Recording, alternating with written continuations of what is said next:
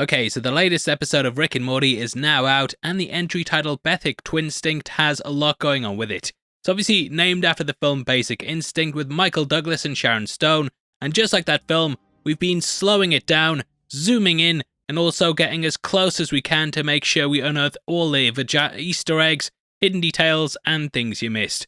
Turn the brightness up! I said turn the brightness up! Now, as you can guess, the episode centers around Space Beth spending some time with the family. This is also a Thanksgiving special, and we begin with a callback to the last Thanksgiving episode from the 5th season. Episode 6 of that run was titled Thanksploitation Spectacular, and it had both Rick and Morty transforming into turkeys. This was so that they could get pardoned by the president, and this is a tradition that's believed to have been started all the way back in the 1870s. Since then, presidents have pardoned turkeys almost every single year, and Rick ends up flying into the window disguised as one. He says, "Pardon the interruption, we are once again in the federal clear." He also asks how Morty's got such an advanced game console, and first refers to it as the poop-licking game pod.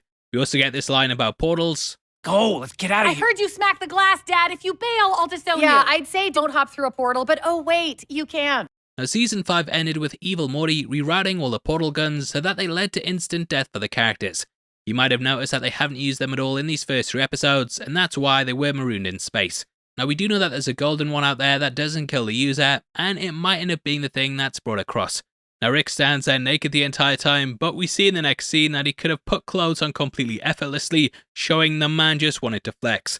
These sort of pop and balloon over him, but it reminded me a lot of the Marvel nanomachine suit-ups that have now become commonplace. I love this line as well. Life is a subscription and Thanksgiving is your family's yearly charge. Never celebrated Thanksgiving myself because I'm from England, and I'm thankful every single year that I don't have to. The dislike button is right there, and I'll understand if you hit it. See you, chump. Now, Jerry ends up giving a big speech, and in the end he reveals that he'd end his own life if he ever lost Beth. Weirdly, we've actually seen what happens to him if he has a life without her, and he sort of becomes his own version of Rick, completely isolated and bitter. Anyway, from here we go to the title sequence, and if you enjoy the breakdown, then please hit the thumbs up button, and make sure you subscribe for videos like this every day. With out of the way, huge thank you for clicking this. Now let's get into the rest of the episode.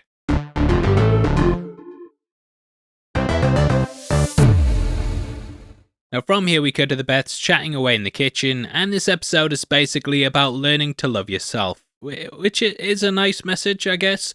Lots of trying to bone your clone, and we see the pair flirting away with Space Beth planning a translation chip in the back of Home Beth's neck. This is something that was first featured in Marvel Comics, and at one point, Kang the Conqueror even gave his younger self this so that he could continue the path to turn into his older version. These were both Kangs, similar to how Beth are both Beths, but that involved the bootstrap paradox, whereas these are just duplicates. The wine that Space Beth has clearly makes people squanchy, and this is why we see Rick locking it up behind a mind-bending window cabinet at the end of the episode. I think that this is using a pocket dimension in order to be hidden away, rather than it just being a fake window. We saw something similar in Peacemaker when we watched where the Peacemaker and his father hid away their costumes. I'm guessing that this means Rick actually wanted something like this to happen, which he later talks about with the whale. Don't worry about what's crazy. As the kids say, you do you. He might have even been through this himself, and he keeps an ice cream tub just in case he needs to pretend he's been out for some. Space Beth brings up her ship is bigger on the inside, which is of course a nod to the TARDIS from Doctor Who, and it might also work in a similar method to how the window does. Cut to Rick, Morty and Summer playing a game based on asteroids, the popular 1978 cabinet game that ended up being introduced to homes on the Atari. The three decide to crank the realism up, with the higher settings being closer to what space is actually like. It's completely devoid of asteroids, and the player dies before ever coming across one.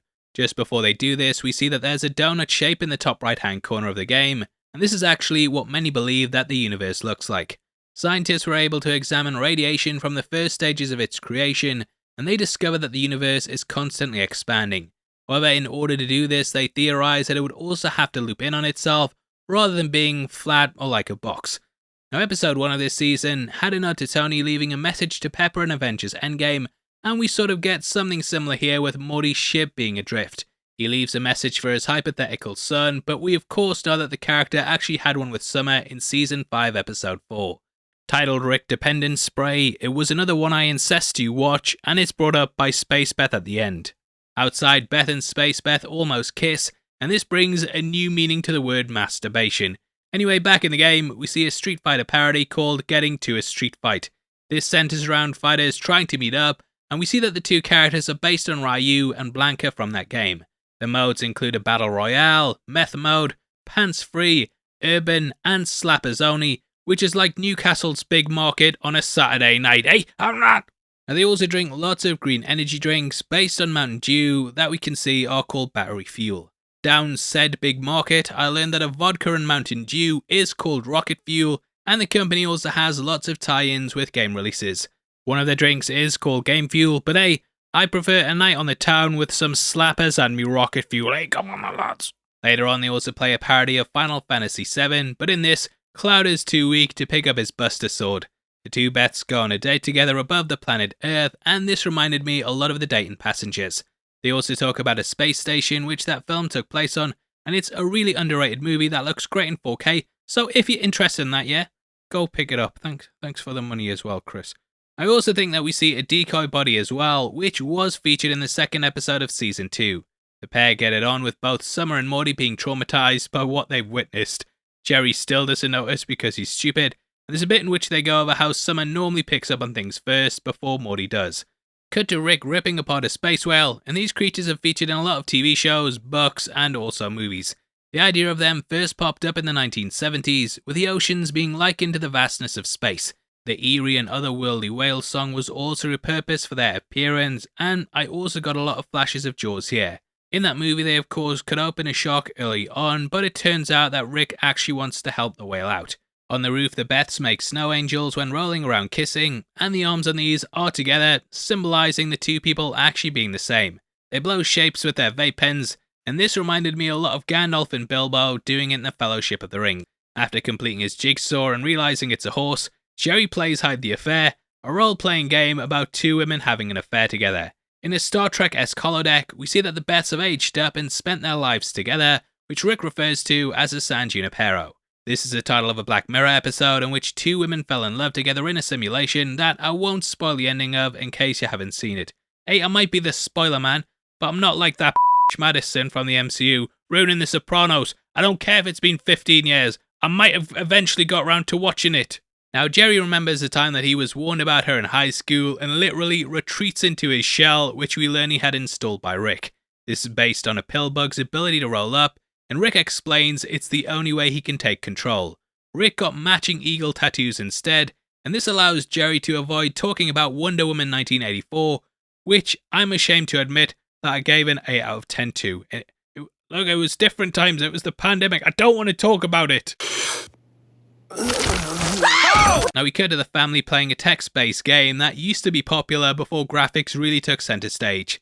The text layout is similar to The Matrix, and it's about the group waking up in a forest that they're unable to escape from. Eventually, the vampires take over, and I have no idea what's going on. I know Rick explained it, but still no idea. The home Beth slowly starts to gravitate towards Jerry due to his vulnerability, which Space Beth of course doesn't have.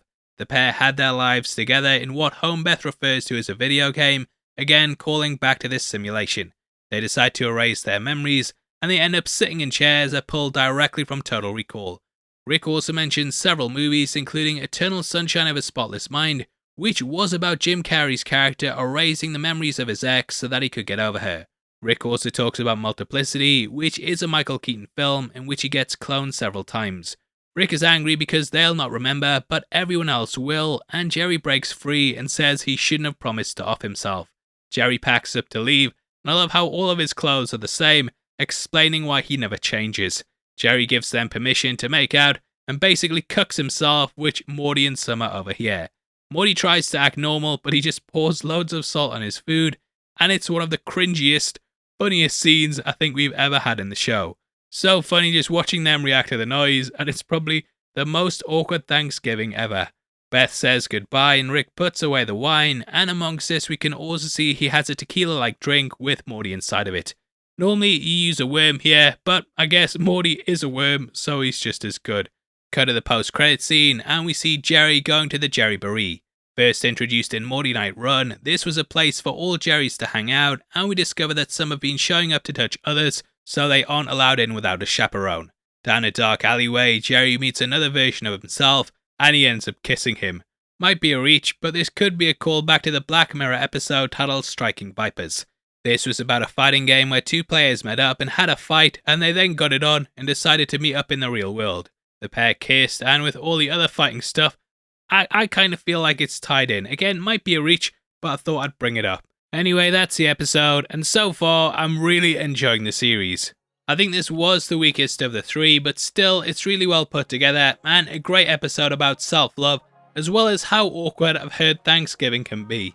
This had the potential to be really weird and cringy, and though the more you think about it, the worse it is, I think they definitely presented it in the best way possible. Lots of fun overall, and obviously I'd love to hear your thoughts. Now, we are in competition right now and giving away 3 copies of Thor Love and Thunder on the 15th of October. All you have to do to be on the chance of winning is like the video, make sure you subscribe with notifications on, and drop a comment below with your thoughts on the episode. We pick the comments at random at the end of the month, and the winners of the last one are on screen right now, so if that's you, then message me on Twitter at HeavySpoilers. If you want something else to watch, then make sure you check out our breakdown of the last episode, which will be linked on screen right now. We've gone over the entire thing, all the Easter eggs in it, and definitely head over there right after this. With that out of the way, thanks for sticking through the video. I've been Paul, I'll see you in the next one. Take care, peace.